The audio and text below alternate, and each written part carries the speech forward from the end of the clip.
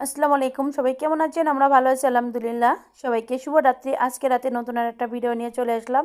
বিটকপি সহজ পদ্ধতিতে ভাজি করে দেখাবো।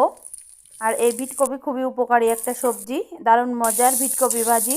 প্রথমে বিটকপিগুলো সুন্দর করে কুচি কুচি করে কেটে নিয়েছি, নিয়ে সাইডে রেখে দিয়েছি, ধুয়ে রেখে দিয়ে এবার চুলোয় কড়াইটা বসায় তেলটা দিয়ে দিয়েছি, দিয়ে পেঁয়াজ কুচি, ঝাল কুচি, মরিচ কুচি, রসুন কুচি দিয়ে দিয়েছি, দিয়ে এগুলো একটু লাল লাল হয়ে গেলে বিটকপিটা ঢেলে দিয়েছি, দিয়ে এবার স্বাদমতো লবণ, হলুদের গুঁড়ো আর সাথে ধনিয়ার গুঁড়ো দিয়ে সুন্দর করে এই যে নাড়িয়ে চাড়িয়ে নিচ্ছি। আর বিটকপিটা অল্প আছে রান্না করবেন, তা না হলে সিদ্ধ হবে না। এই যে আমাদের প্রায় রেডি হয়ে গেল বিটকপি ভাজি। আর এটা শরীরের জন্য খুবই উপকার একটি সবজি।